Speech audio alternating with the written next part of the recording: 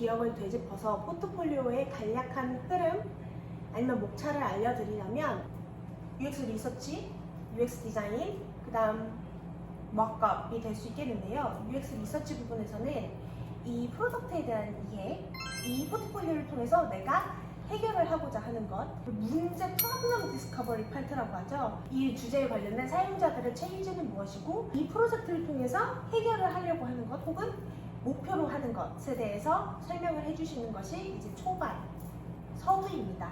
인트로덕션이라고 하죠. 서두에서 빼먹는 게 있는데 포트폴리오에는 이 프로세스가 정말 중요해요.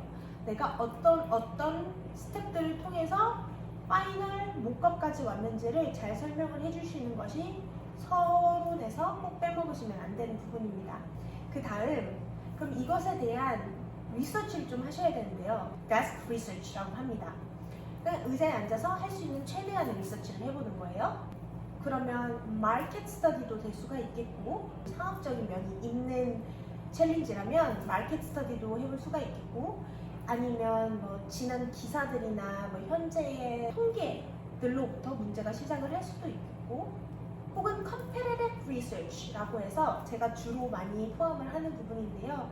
내가 지금 해결을 하려고 하는 이 프로덕트와 직접적인 경쟁 구도에 있는 프로덕트들을 한번 살펴서 뭐가 다른지, 어떤 장점이 있는지를 한번 보고, 간접적인 프로덕트를 한번 살펴서 내가 지금 하려고 하는 서비스와 같은 산업군에 있는 건 아니지만 좀 유용한 정보가 있을 수 있겠다 하는 부분들을 한번 살펴보는 거예요.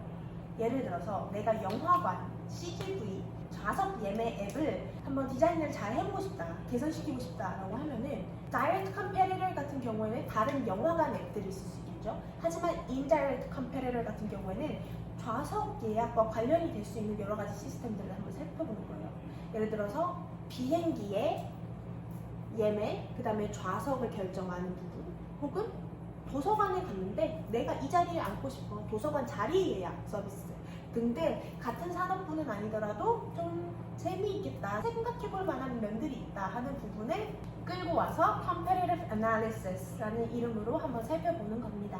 그 다음 Comparative Analysis까지 했다면 유저 인터뷰를 이 부분에서 하셔도 좋아요. 그냥 지금 현재 유저들이 가지고 있는 힘듦은 어떤 것인지를 한번 가볍게 들어보는 거죠.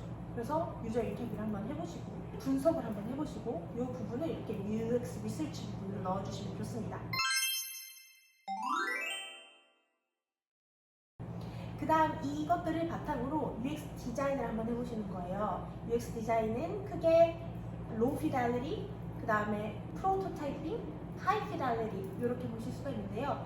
low fidelity는 아주 간단하게 스케치를 하는 거고요. 프로토타입은 이걸 바탕으로 이 스케치들을 이어서 실제 어플리케이션이나 뭐 모바일 서비스나 웹 서비스 등등 디지털 프로덕트처럼 약간 사용이나 테스트가 가능하게 만들어 보는 거예요.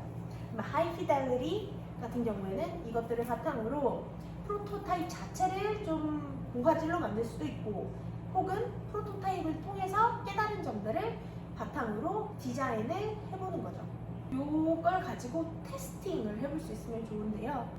테스팅을 할 때 이 프로토타입을 직접 유저들에게 사용을 하게 해보는 방법도 하나가 될 수 있겠고, 이 외에도 여러 가지 방법들이 있습니다만은 서베이도 할 수 있고, 이 테스팅은 내가 진행을 할 수도 있고, 아니면 사람들한테 녹화해달라고 할 수도 있고, 내가 질문들도 또 여러 가지를 미리 준비를 할 수도 있겠죠. 뭐 이런 부분들을 담아주면 좋습니다. 마지막에는 이 모든 프랙티스들을 지나고 내가 깨달은 점이 무엇인지 러닝 파트가 있으면 좋은데요.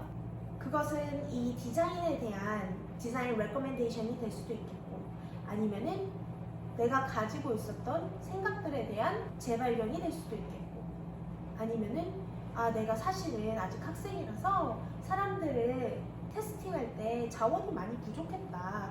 그래서 다음에는 이 테스팅을 할 때 조금 더 다양한 사람들에게 테스트를 해봤으면 좋겠다. 뭐 이런 식으로 아쉬웠던 점, 부족했던 점이 될 수도 있겠죠. 이렇게 하시면 기본적인 포트폴리오의 흐름과 목차는 한번 훑고 지나간 거예요. 항상 모든 포트폴리오가 이 구성을 따라갈 필요는 없고요. 내가 중간 투입이 됐다 하면은 뭐 컴패러티브 어널리시스부터 시작을 하셔도 되고, 아니면 내가 이번 포트폴리오에서는 또 다른 UX 방법론, 예를 들어 휴리스틱스를 확인해보고 싶다 하면 그 부분만 하셔도 되고요. 하지만 전반적인 흐름은 이렇게 된다 하고 기본적인 것에 대해서 얘기를 해봤습니다.